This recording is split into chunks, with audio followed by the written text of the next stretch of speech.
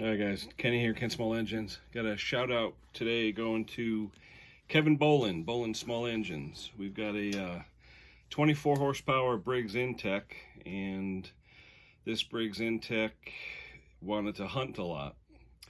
And basically take the carburetor off, and I took the bowl off the bottom, cleaned up all that.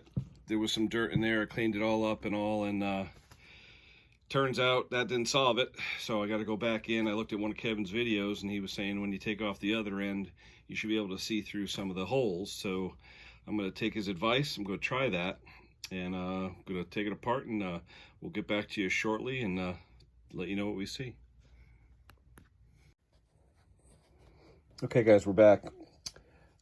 Basically, what I see here is what Kevin Bolin says. If you look at underneath here, you've got your two emulsion tubes, which I cleared out last time, but then you also have these other two tubes, okay? And what I did was I took a light per Kevin's instructions, and you should be able to see these two holes right there in the middle. You should be able to see light through them. And if you notice, see that? You can see just a hair of light through one. You can't see anything through the other. And according to Kevin Bolin, that's what needs to be cleaned out in order for you to get the no hunting and good flow, and it makes sense. So thank you, Kevin. I'm going to try that. I'm going to clean these passageways out. See again if you could see in there. Yeah, you could barely see any light through them. All right, so I'm going to clean up there. Oh, we just had something there. Hold on. There we go. See that? You just got a little teeny pinhole in there, and that should be a big hole of light on the right, and there's nothing on the left. So I'm going to get a drill and a pin vise, a small drill. I'm going to go in there, I'm going to clean it out and come back and show you what it looks like, guys. And what I'd like to do in the meantime, I want to talk about screwdrivers.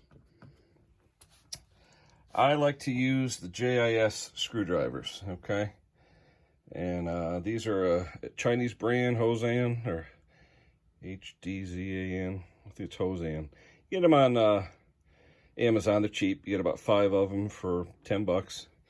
And what I wanted to show you, when you're trying to take off screws on carburetors, okay,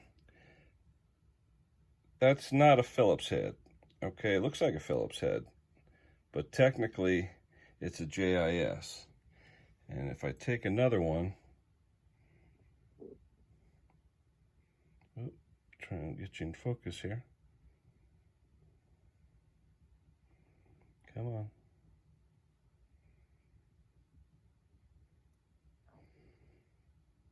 Come on. There we go. See that dot at 6 o'clock? That little dot on the bottom? That dot means it's a JIS screw and not a Phillips. So if you see that dot, don't use a regular Phillips screwdriver because it'll strip. Use a JIS. Like I said, you can get them on Amazon. I'll throw a link down there, and when you use the JIS, they come out beautiful and works good. And just a thing to talk about on this carburetor, you have to take the butterfly out, the choke butterfly, in order to get to the other side to take out this tube right here. So just remember, you gotta take that out and, you know, take video, take pictures of what it looks like before. It's not hard to do. But again, thanks to Kevin Bolin for his tip on these two holes up here that have to get unplugged. All right, I'm going to get a drill now. I'm going to clean those out, and then I'll be back. Be back shortly. All right, guys, we're back. I cleaned out those passageways. The holes aren't big in there, but they're there. So if you notice, see, now you got holes in there. There's definitely holes. They're definitely there. And we're going to put this sucker back together, and we're going to see if it stops hunting. Hopefully it will. That way I can deliver it to my customer. I'll have a good payday, actually. It's a pretty good payday. And we'll be back with you soon. All right, guys, putting this car back together. I just wanted to show you these studs. There's 4 studs. Okay, and it looks like a Torx pattern on the end. Don't use a vice grip to take these off. There's sockets called E-sockets. And you can see they have the pattern cut into them. Okay, the only reason I got this socket, this is a E5.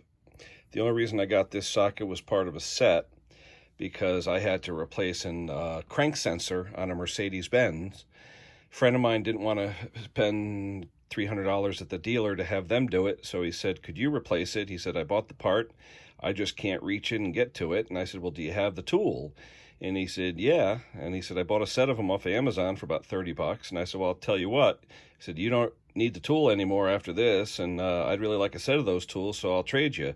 You give me a set of those tools, and I'll put the crank sensor in. So on a barter trade, I got a set of those sensor, or these Torx sockets, about 6 different sizes, and I bartered him and put in his oxygen sensor. So anyway, these are all tightened down, and there's nuts that go over them when you put the intake on, the rest of it. So I'm going to put that on. I'm going to put it back on the unit, and I'm hoping that we have a good running engine. Keep in mind, the gasket on here, I know some of it stayed on, but I'm going to use the gasket that I took off. I don't have a new one. But keep in mind, you have to take that gasket off to take these studs out, because they do have a flange on them. All right, I'll be back shortly, guys. All right, guys, we're back here with the YT4000. The carburetor's installed, everything's on it. Remember, before it was hunting up and down, hunting. Let's see what we got.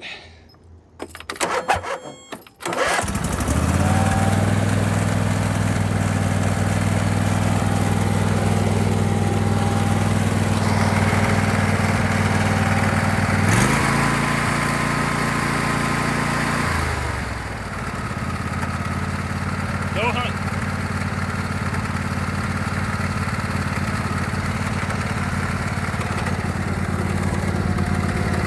I call that a win. Definitely call that a win. All right, guys, we're gonna go cut the grass, and that's it for this one. If you got any questions, comments, give me a thumbs up, subscribe if you're not, and we'll talk to you soon. Bye-bye.